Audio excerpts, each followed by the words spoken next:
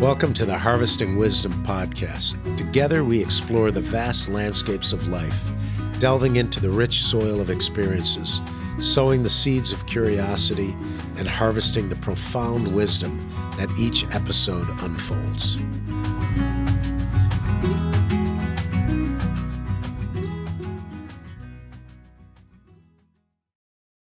Hi, my name is Dr. Joe Roselle. I'm the Chief Operating Officer for Urban Farming Education. I am substituting for Mike McMahon this morning. I have a great guest here, Karen, and we're going to talk about a specific topic, specifically how can art reshape how we think about food and sustainability. Karen, why don't you go ahead and introduce yourself, and why don't you talk to me about what that question means to you? Yes, I'm Karen Boone, and I actually think a lot of what art, the kind of art that I'm doing, is very sustainably produced, and it reflects very much because I work very much with stuff from the earth, so it relates a lot to, not necessarily to compost, but to the ochres that I work with and protecting the land and the messaging that comes from all of that for people who are farmers and scientists and that sort of thing. I think it's wonderful that we are opening a dialogue to artists and filmmakers and bringing everyone to the table to talk about what each industry or how they can even concentric circle, overlap what each industry can do to help lower toxins and create a more healthy environment. So the first thing I thought of when I heard that question was, can you use art as a way to have people rethink what they imagine, a specific genre or an approach to art is? And when I look at your sculptures, you really had a huge impression on the people that went to the art festival because when they saw it, first of all, they thought it was real wood, real stone.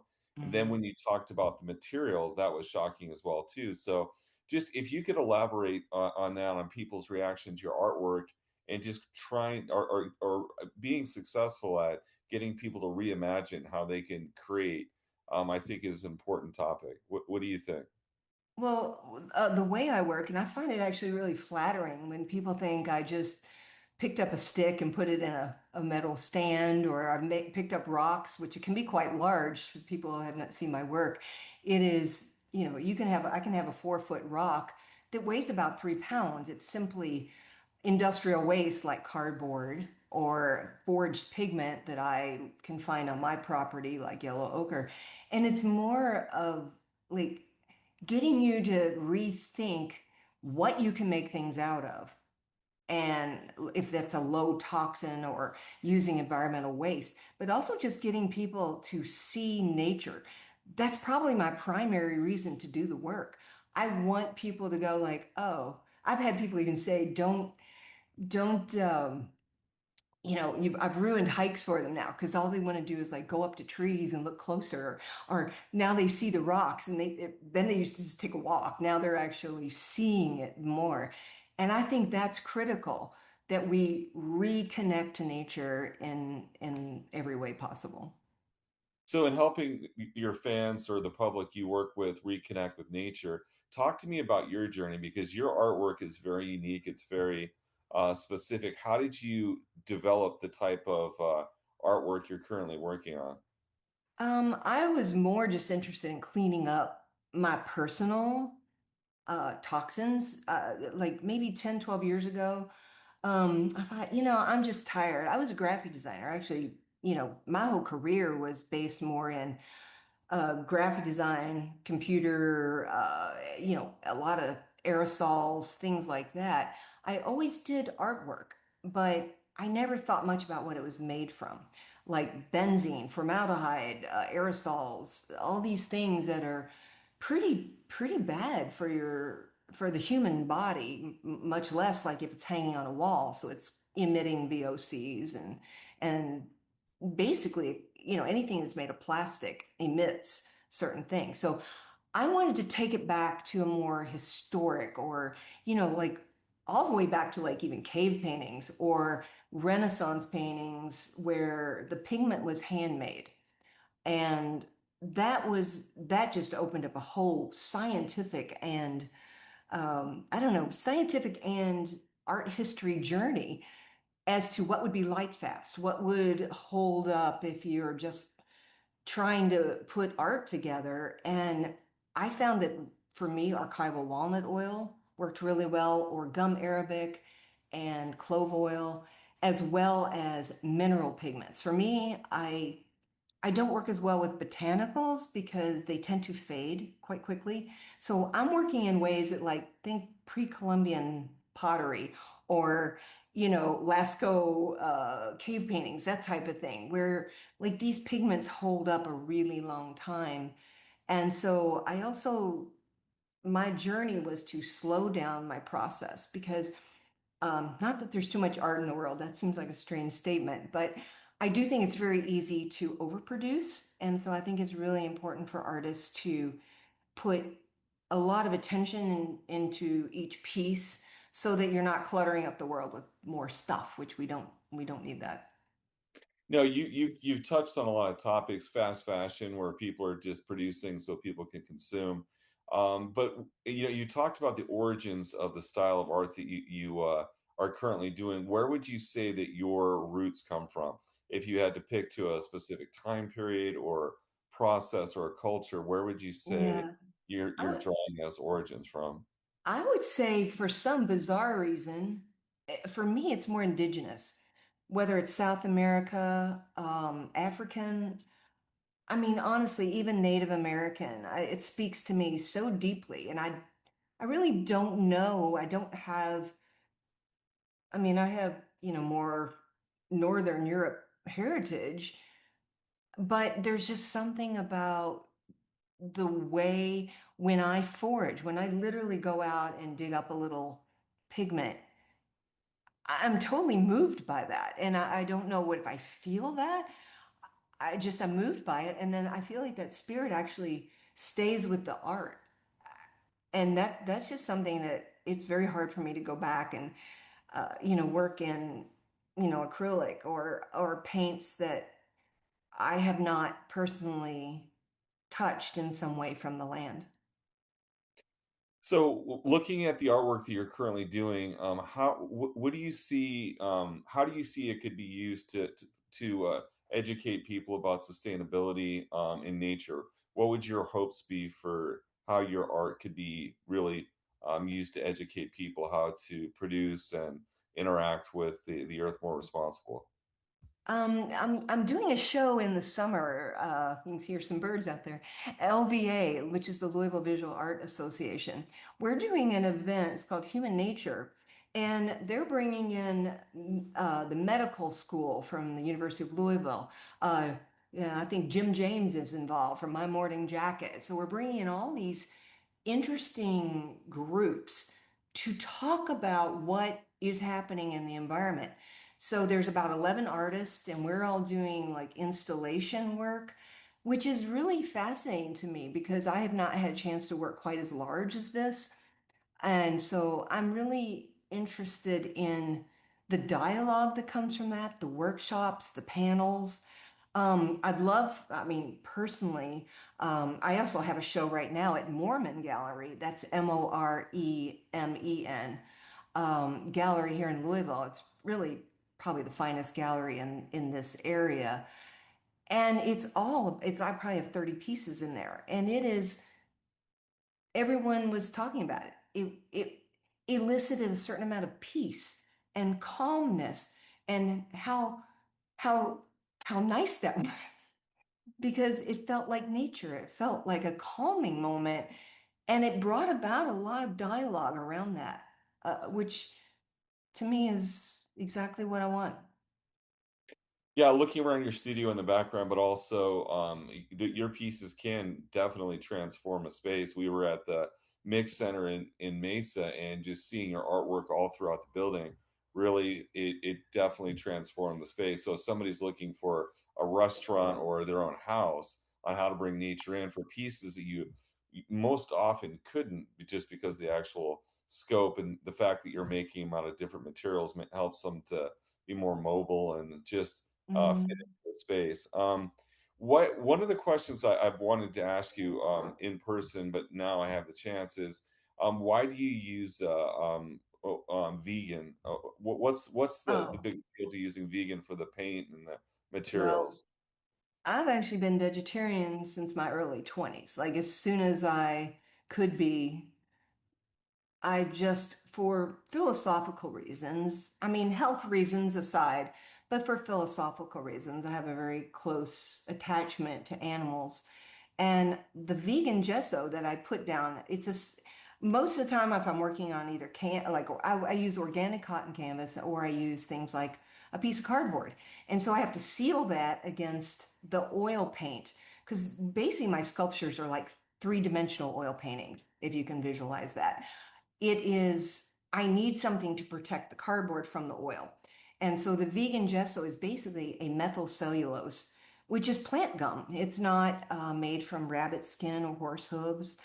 And that's just an important element for me that, I mean, I have no problem with people using those materials. They are very ancient forms of creating a binder or a seal for many, many paintings. It's just not right for me. So it's choices. And that's actually what I try not to preach because like everyone's going to work differently. But I think in across all industries, whatever industry you're working in, you can make these really micro moves that say, hey, this is what I'm doing to help. This is what I'm doing to create animals we know create a lot of unless they're, really regeneratively managed and very humanely managed, are a big problem for the world in terms of CO2 emissions and that sort of thing. So for me, it's one more thing I don't do to lower that footprint. Do you think there's any misconceptions out there about veganism that you address with your artwork? Mm, I mean, I don't think that I don't think people think of it as negative. I often just call it plant-based, and that seems sometimes that's a little softer to somebody that doesn't understand why I would do it that way. But I mean, I had somebody at the Mormon Gallery opening just this last week ask me, he said, "Why don't you just use insects for your blue?" And I'm like, because I'm a lifelong vegetarian. That's why. So I'd rather use about 10%. It's a very non-toxic 10% man-made blue in my work because people always say, "Where'd you get the blue?" And I'm like, because I don't want to use lapis lazuli. I think that's how you say that. And it's often mined very unsustainably in Afghanistan. So I'm like, I think a little bit of fired blue that's attached to 90% of a natural like limestone or whatever is a far less footprint than using things that might have harmed people in when they were mining it. So I make those decisions very intentionally and consciously. Do you think people in general underestimate their environmental impact? Oh, 100%. Yeah, I do. And I try to be very careful. I mean, I do have a footprint because I sometimes have to get on an airplane. I have to drive a car. We do have solar. So when we have an organic garden. So like I try to balance some of the things I have to do with being, really walking the walk when I can. I try to be very careful when I can do that. And I try to pour that into my art. Like that's one place where I really can do that. And so I have control over that. I mean, sometimes we do have to use certain things, but I live in southern Indiana on a 10 acres and we are back up to a forestry. So we do our part. We don't fertilize it. And we use, we have a very green sort of landscape. We don't we just do everything we can. We have an orchard, but we try to use as regenerative as we can. So all those little moves also add up. It's not just what I can do in the art. So it is definitely trying to figure out like how I can mitigate some of my carbon footprint or my um, uses. And by modeling that behavior, I think that's my best way. And I model it in kind of a vocal way now. I'm not shy about participating in environmental things. Like Skyfire was amazing. I loved that. That was a great way for me to just have a workshop there and show some ways of working. And then hopefully that person then goes back to their industry and goes, well, maybe I could try this. So, Yeah, honestly, your sustainable beliefs have obviously shaped not only how you live, but how you make a living, which is fantastic. How do you make that personal connection? And I saw you do it a lot at the film festival, where you did a lot of storytelling and you were mm. relating what you did to your artwork. How often do you think of, or can you think of an example where people walked away from your story and they were impacted and decided to make the changes themselves? Oh, I mean, I can't tell you how many artists have said, I mean, people take notes. I mean, like after the gallery, Mormon gallery on this past Friday night, I had artists stopping me to get information because there are ways you can do it without as going as extreme as I do, where I actually go out and dig up my clay or I use like charcoal or charred wood from like forest fires and things the black ink or the black pigment for my art. I mean, there are non-toxic things. If you do some research, you can find ways to work greener that aren't quite quite as extreme as I do. But people were taking notes. I mean, that means I don't care if it's two or three people, but especially kids. Anytime I've had children in workshops, and I mean anything from like 5-year-olds to, 20 somethings.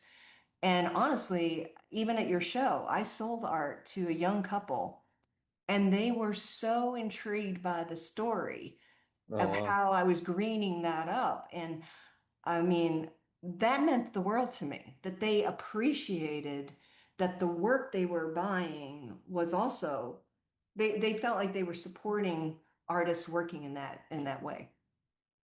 Oh, that's fantastic. What should we be paying attention to in sustainable materials or products? Wow.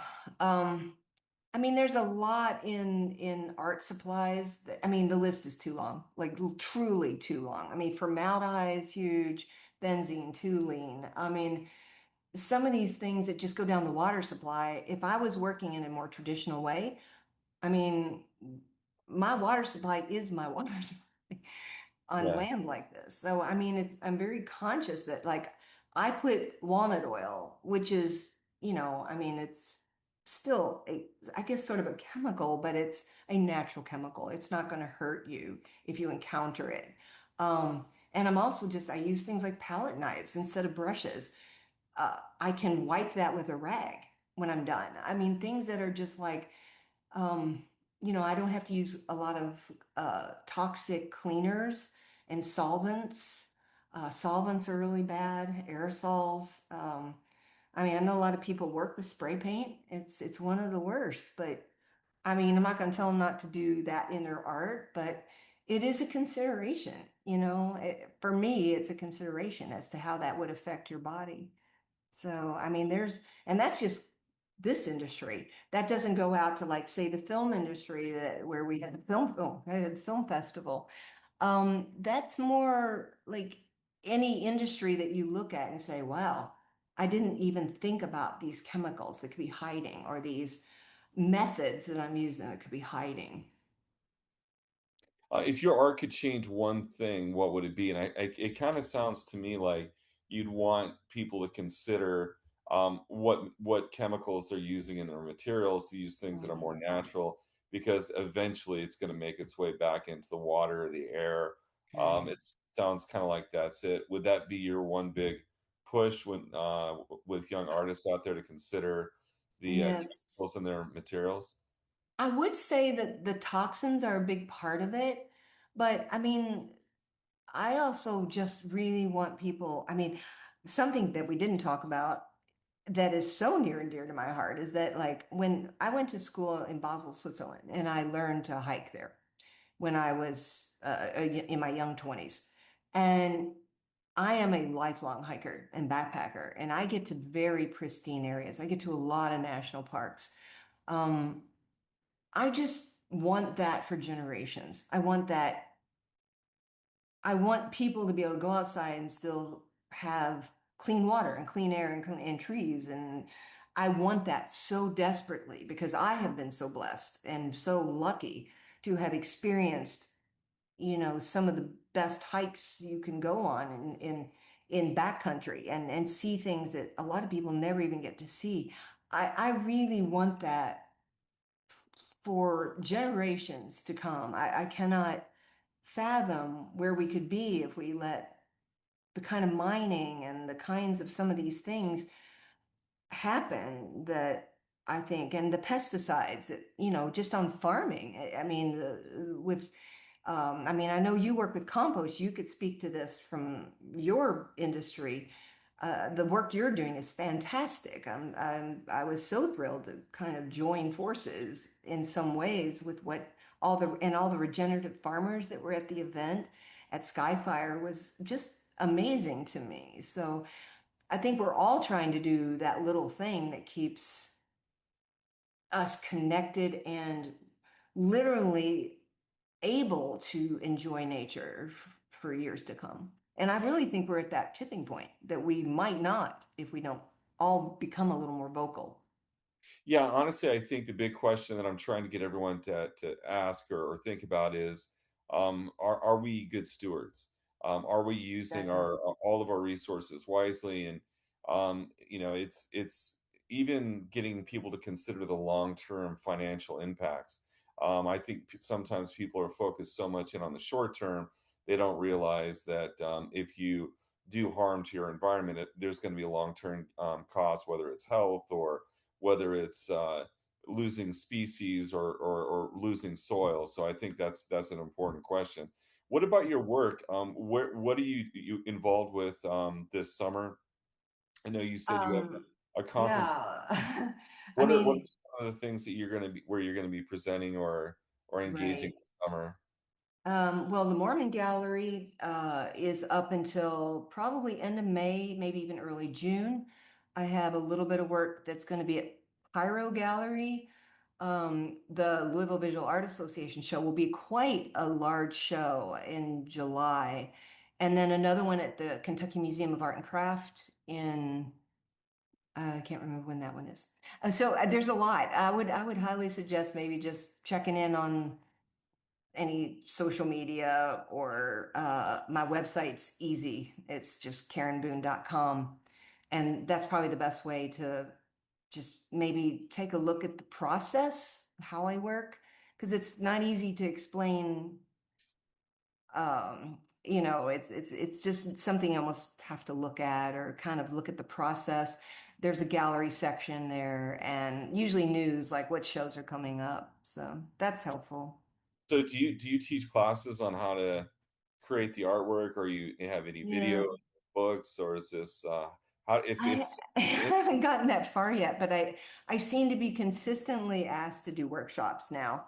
But it's not like my personal, it's like I'm trying right now to be very focused on the work. It is I'm having to make um and like I say, it takes me a while because walnut oil dries very slowly.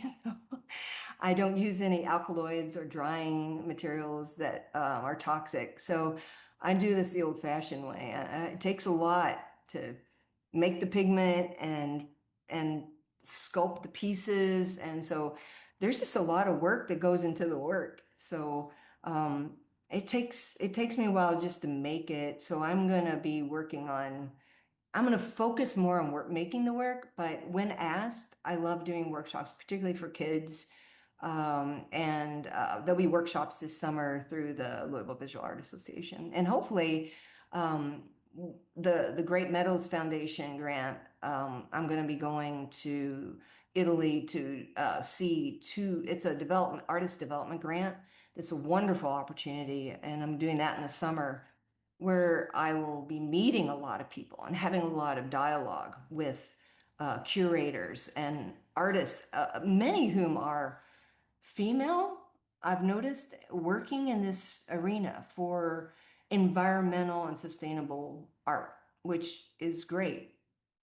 How much of your work has been influenced by going to retreats like the one you're talking about? These are I was highly influenced. I've done a residency in New York, and then last year I went to the Helsinki Biennial on a grant, and it almost changed the way I worked because I was very influenced by these, particularly the women who were working in very sustainable materials, but they're working very large.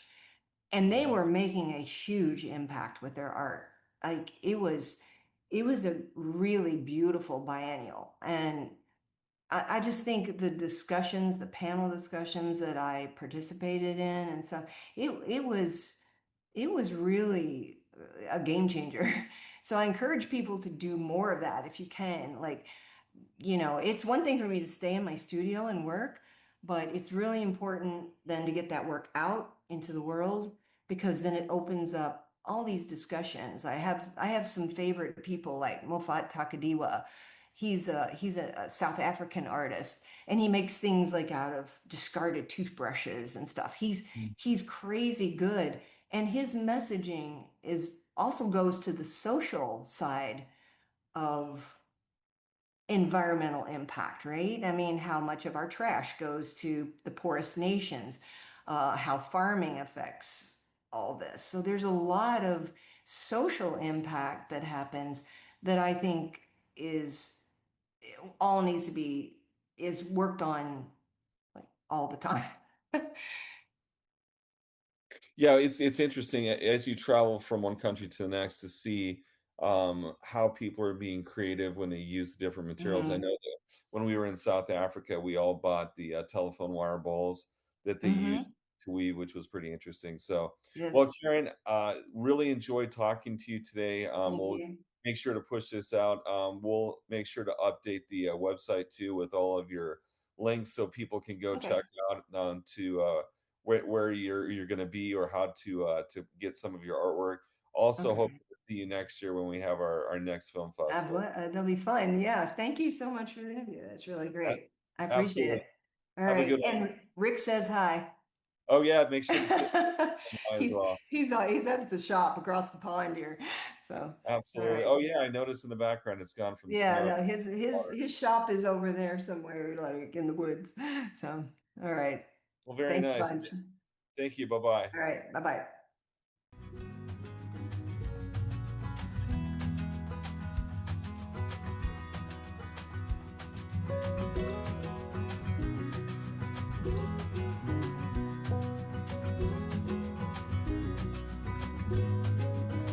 Thank you for joining the Harvesting Wisdom podcast.